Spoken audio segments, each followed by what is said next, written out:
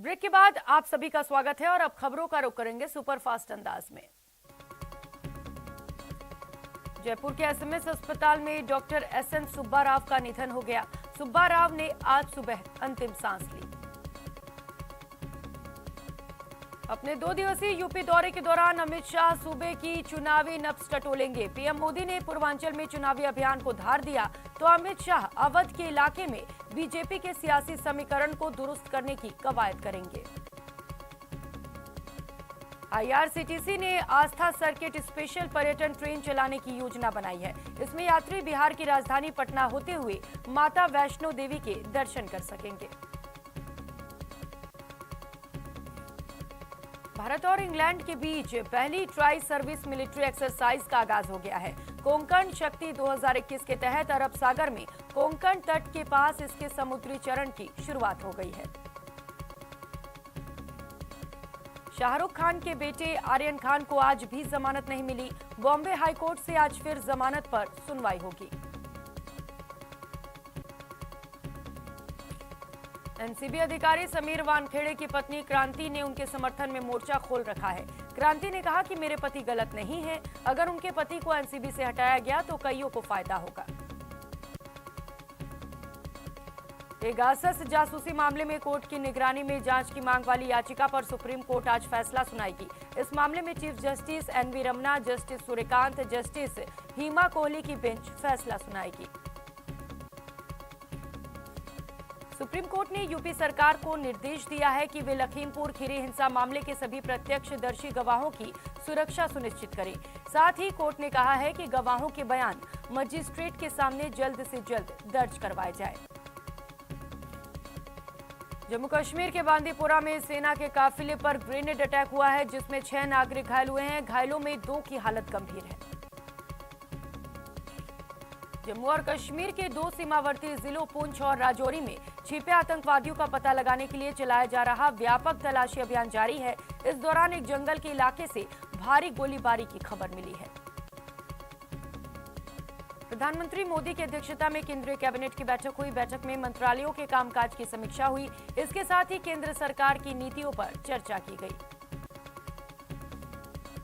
सोनिया गांधी ने कांग्रेस पार्टी के महासचिवों और प्रदेश कमेटी के अध्यक्षों की बैठक में नसीहत दी है।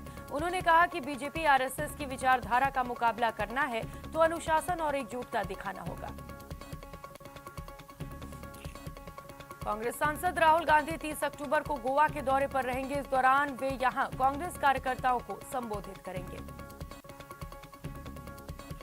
2 दिनों के अयोध्या दौरे के दौरान दिल्ली के सीएम अरविंद केजरीवाल ने आज हनुमानगढ़ी में पूजा अर्चना की। इस मौके पर बड़ी संख्या में आप कार्यकर्ता मौजूद रहे। कोरोना वैक्सीनेशन में तेजी लाने के लिए केंद्रीय स्वास्थ्य मंत्री मनसुख मंडाविया आज राज्यों के स्वास्थ्य मंत्रियों से मुलाकात करेंगे। उपचुनाव के रण में सीएम गहलोत ने मोर्चा संभाल लिया है। सीएम ने आज ताबड़तोड़ 4 रैलियां की। दरियावद क्षेत्र में सीएम ने 3 जनसभा को संबोधित किया। दरियावद के मोंगाना में जनसभा को संबोधित करते हुए मुख्यमंत्री गहलोत ने कहा कि आपका एक वोट काफी मायने रखता है। सरकार मजबूत होती है तो सरकारी मशीनरी भी सक्रियता से काम करती है। वहीं जलारा में जनसभा के दौरान सीएम गहलोत केंद्र सरकार पर जमकर गरजे। उन्होंने कहा कि बढ़ती महंगाई से सभी त्रस्त हैं। बीजेपी वालों में घमंड आ गया है। जनता जनार्दन होती है, उनके आगे घमंड नहीं चलता। पीसीसी चीफ गोविंद सिंह डोटासरा ने पूर्व सीएम वसुंधरा राजे की तारीफ कर सियासी गलियारों में खलबली मचा दी। डोटासरा ने कहा कि राजस्थान बीजेपी में राजे से बड़ा कोई नेता नहीं। बीजेपी प्रदेश अध्यक्ष सतीश पूनिया ने सीएम गहलोत पर निशाना साधा है।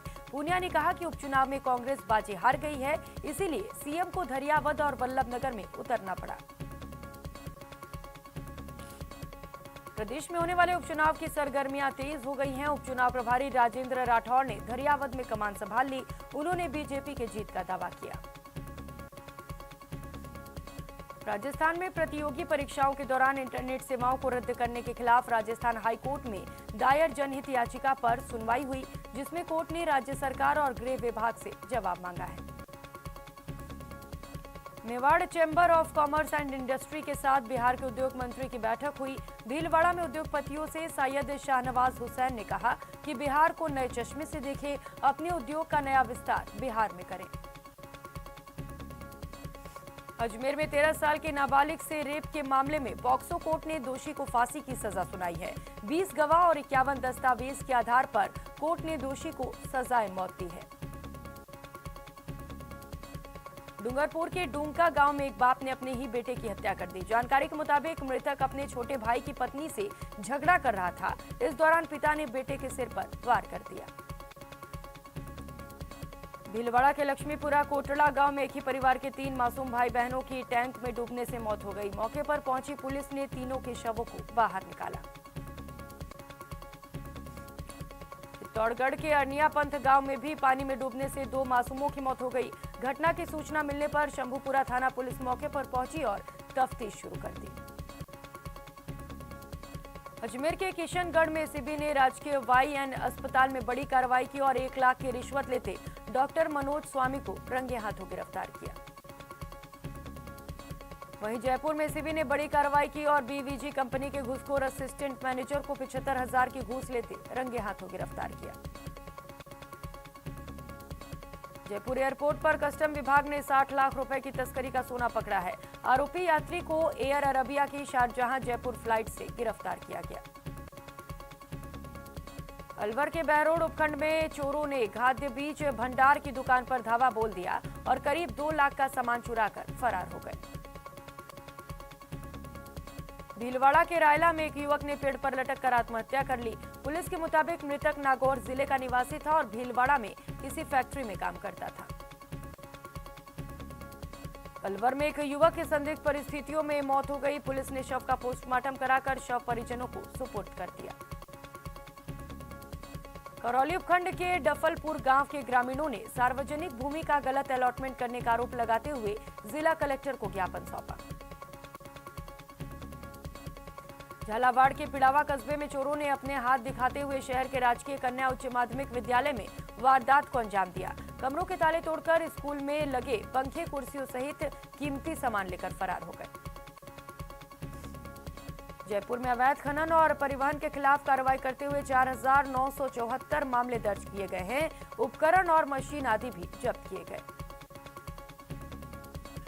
शाहपुरा में आपसी विवाद सुलझाने के नाम पर बुलाकर मारपीट और गाड़ी का शीशा तोड़ने का आरोप लगाते हुए युवक ने ससुराल पक्ष पर एफआईआर दर्ज कराया।